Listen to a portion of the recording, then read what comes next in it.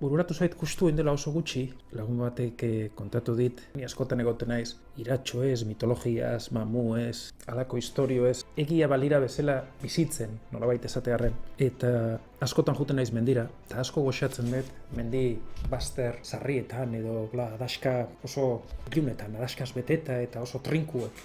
Eta lagun honi, aipatu nion leku jakin bat, beak egon behartu handik hurbil, eta aipatu nion, bazegoela hor txoko bat berezia. Ematen du, eta imaginatzen dut hor, olakoetan sortuko zirela mituen zati asko, ematen du bizirik dagoela. Baso osoa, baso txoko osoa, ematen du ahotsak, sentimendu, dana batea egoten da, zorrumbilo moduko bitxi baten sartzen zarela.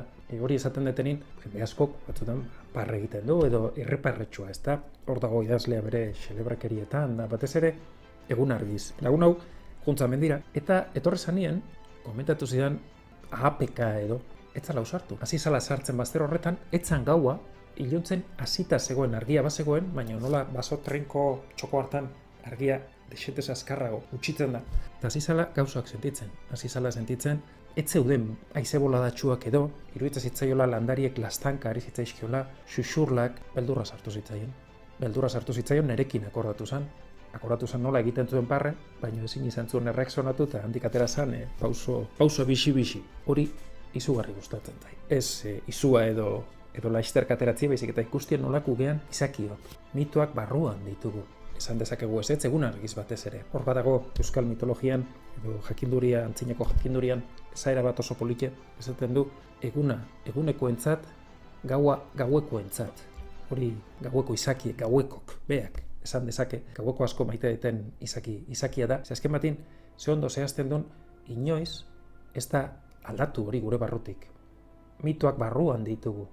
Egin dezakegu tontoarena edo esentzunarena, baina mitoak barruan ditugu. Olakoak bazegoen beste esaldi bat, Salustio izeneko antzinako historialari erromatarra edo esaten zuen, gauza horiek ez dira inoiz gertatu, betidanik izan dira. Mitoak ez dira inoiz gertatu, betidanik izan dira eta betirako edukiko ditugu hor barruan. Eta gogoratzen dut baita, Iñaki Zubeldia idazleak kontatzen zuela, aspaldi, sartu zala, uste dut, esan zuela Arantzazuko apaizetako batekin edo, arkeologo edo espeleologo edo kobasolo baten sartu zen. Dezagun espeleologo batekin. Eta, linternak eta pasera matzaten, baina hor erresa da despistatzea. Eta galdu ziren edo uste baino denbora gehiago emantzuten, etzekiten erteten, larritzen hasi ziren pixkat, baina tira. Halako baten argirik gabe gelditu ziren, eta odun bai beldurra. Beldurra ze guk gizakiok askotan esaten dugu, nik ez dio beldurrik iluntasunari, gertatzen zaigun arte.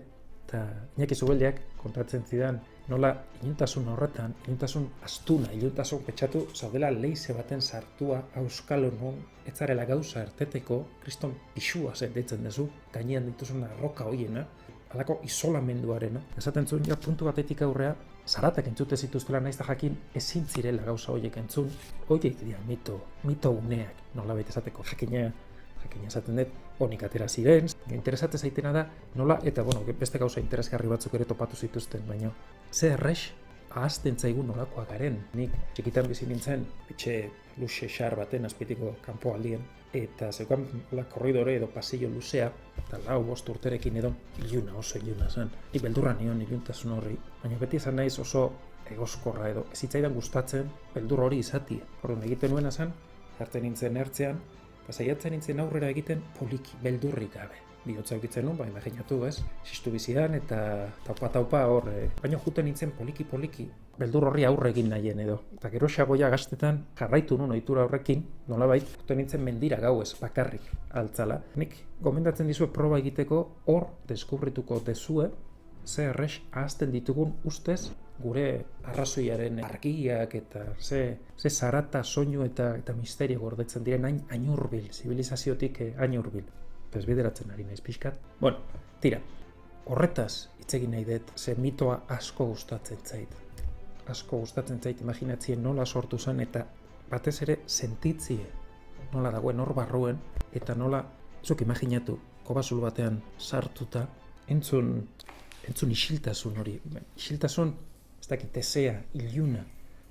Hor, oraindik, bizi dira gure mitoak.